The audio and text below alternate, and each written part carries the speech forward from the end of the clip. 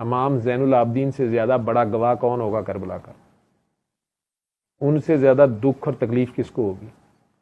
جن کے سامنے وہ ہر چیز اور ہر حرکت ہوئی ہے، اپنے پیارے 6 ماہ کے علی اصغر سے لے کے علی اکبر تک، اور اپنے والد اور اپنے چچاؤں کو اس بے دردی سے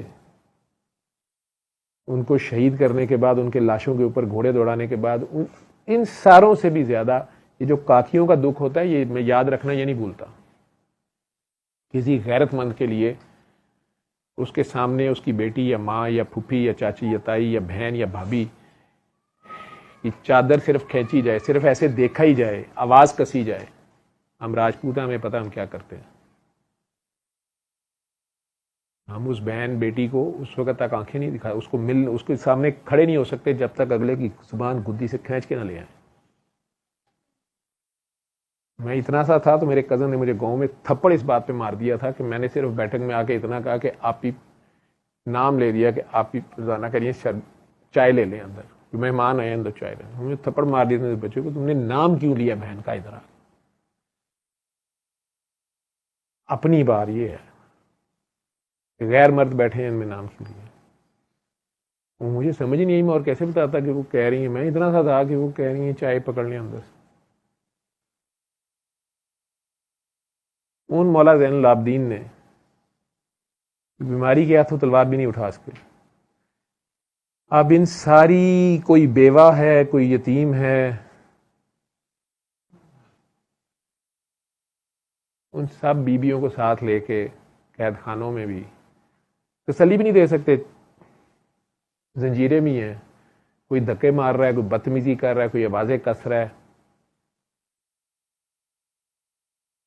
کتنا غصہ ہوتا ہے.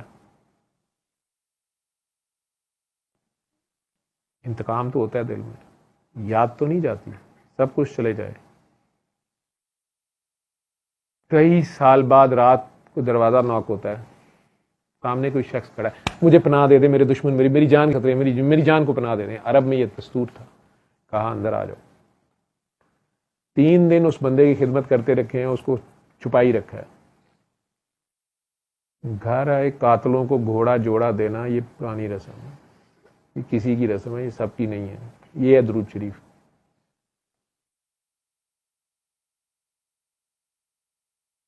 تین دن بعد اسے کہہ رہے ہیں اگر جانا چاہو تو اب خطرہ ٹل گیا ہے، وہ چلے گئے ہیں، تمہارے دشمن تمہارے پیچھے جو تھے وہ چلے گئے ہیں.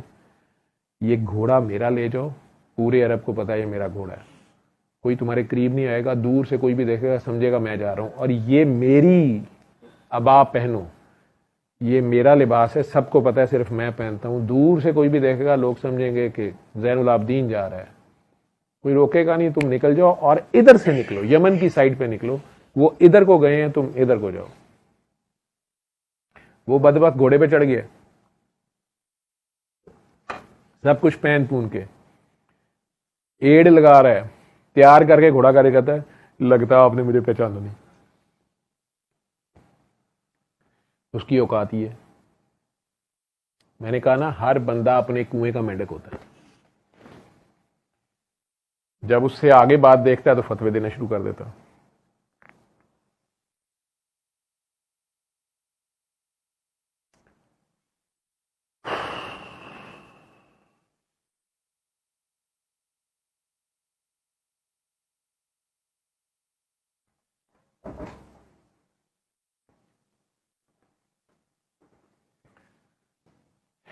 کہتے ہیں نہیں، میں نے تو تمہیں اس رات اندھیرے میں ہی پہچان لیا تھا، تمہیں میں کیسے بھول سکتا ہوں.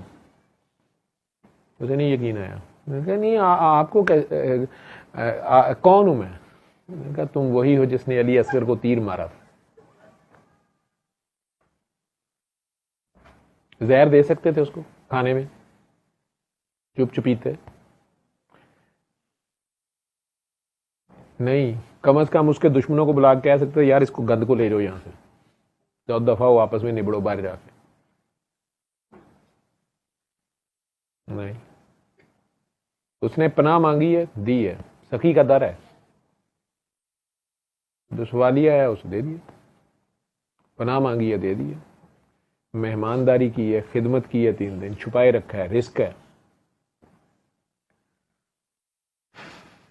اور آخر میں اپنا گھوڑا جوڑا دے کے کہہ رہے ہیں ادھر کو نکل جا, اور وہ حیران ہو کے کہہ رہا ہے آپ نے مجھے پہچانا نہیں. یہ ظرف ہے. کیا یہ قربانی نہیں ہے؟ کیا یہ اللہ کی فائنلٹی کا ذکر نہیں ہے؟ کیا یہ نانا کی سنت نبھائی نہیں ہے؟ نیزے کے اوپر بھی قرآن مولا حسین نے کہتے ہیں سنایا تھا. کیا یہ نیزے کے اوپر کھڑے ہو کے عمل نہیں کیا؟ کتنا مشکل کام ہے. 6 ماہ کے بچے کو, 6 ماہ کے بھائی کو سامنے تیر جس نے مارا ہے ظالم نے, وہ ظالم آج ہتھے آیا اور پناہ مانگ رہا ہے.